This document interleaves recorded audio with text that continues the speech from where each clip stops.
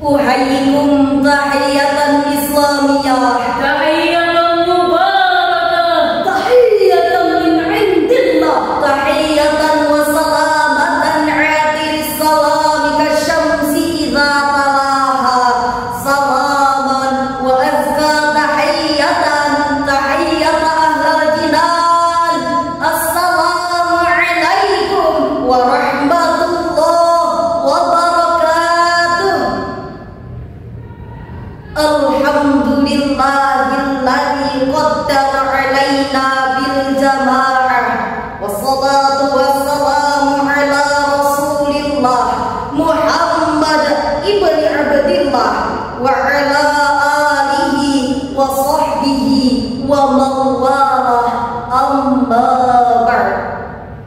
Dewan Hakim yang arif dan bijaksana, hadirin para pecinta Al-Quran yang berbahagia. George Preno dalam bukunya yang begitu fenomenal, Management Intuitive Access, mengatakan what will be important in future, yang memproyeksikan bahwa teknologi akan berkembang dengan cepat. Perkembangan teknologi ini akan membawa dampak luar biasa dan akan merubah tatanan kehidupan. Buku yang ditulis pada tahun 2004 ini memprediksi begitu banyak perubahan yang akan terjadi sebagai dampak dari perkembangan teknologi. Mulai dari perubahan cuaca dan musim yang bisa kita ganti sesuka hati, pembangunan komplek perumahan di pulau, manusia banyak diciptakan. Bahkan diperkirakan pada tahun 2091 teknologi akan turut digunakan dalam berbagai praktik ibadah keagamaan.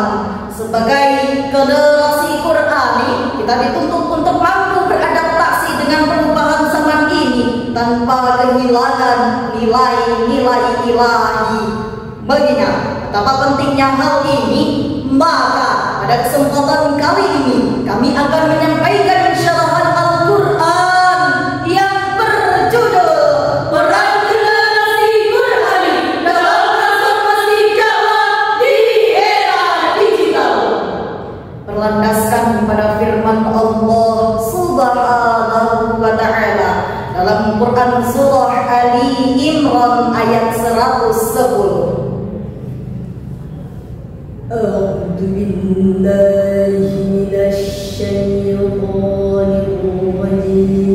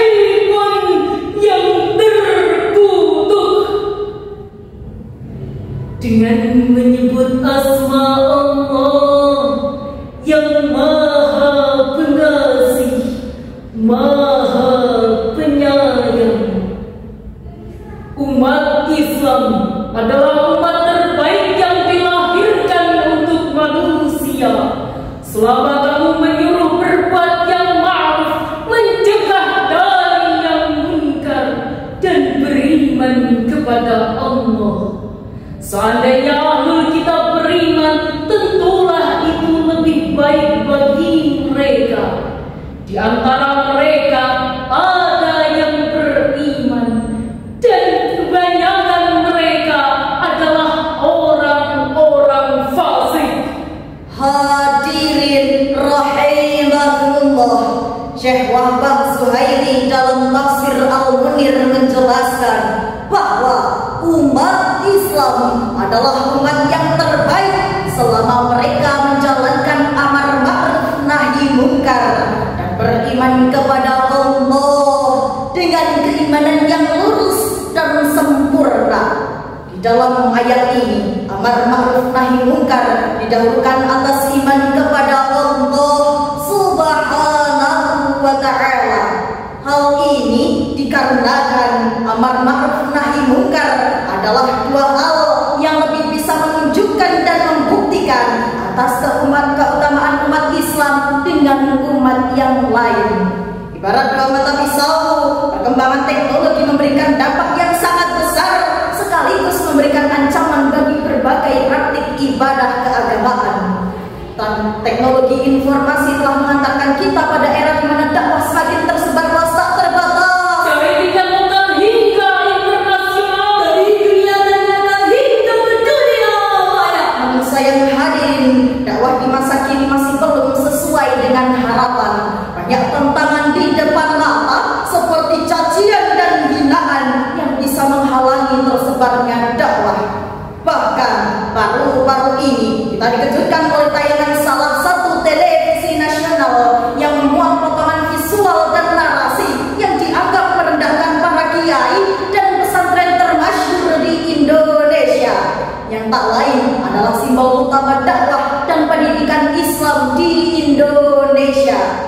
Tayangan tersebut menampilkan para santri dan kiai dalam konteks yang tak layak dengan narasi yang bias, seolah-olah menggambarkan para ulama haus akan materi dan memanfaatkan umat. Kejadian ini menunjukkan bahwa era digital tak hanya membawa peluang, tetapi juga membawa ujian besar bagi dakwah. Oleh karena itu, transformasi dakwah di era digital tak hanya memanfaatkan teknologi, melainkan membangun kesadaran adat dan akhlak dalam bermedia. Para dai, santri, dan generasi muda harus memiliki literasi digital Islami agar dakwah tak hanya viral, tetapi juga bernilai. Inilah saatnya generasi Qurani tampil sebagai pelopor dakwah di era digital yang membawa nilai-nilai ilahi di tengah arus modernisasi, menjadikan teknologi sebagai jalan dakwah dan inspirasi, bukan alat untuk mencaci apalagi membenci. Sebagaimana dalam firman Allah Subhanahu wa ta'ala dalam Quran surah An-Nahl ayat 125. Ud'u ila sabili rabbika bil hikmati wal mau'izatil hasanah.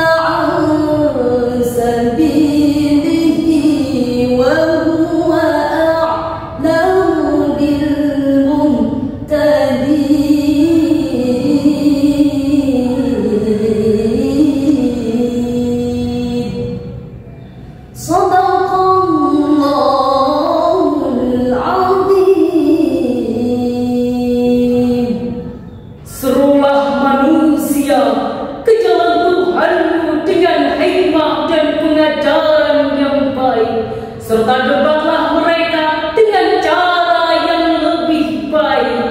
Sesungguhnya Tuhanmu, Dialah yang paling mengetahui siapa yang tersesat dari jalannya, dan Dia pula yang paling mengetahui siapa yang mendapat petunjuk. Maha benar Allah yang Maha Agung dengan segala firman-Nya. Dalam tafsir Ibn Katsir, ayat ini menegaskan 3 metode dakwah. Yang pertama, bil hikmah, yakni dengan ilmu dan kebijaksanaan.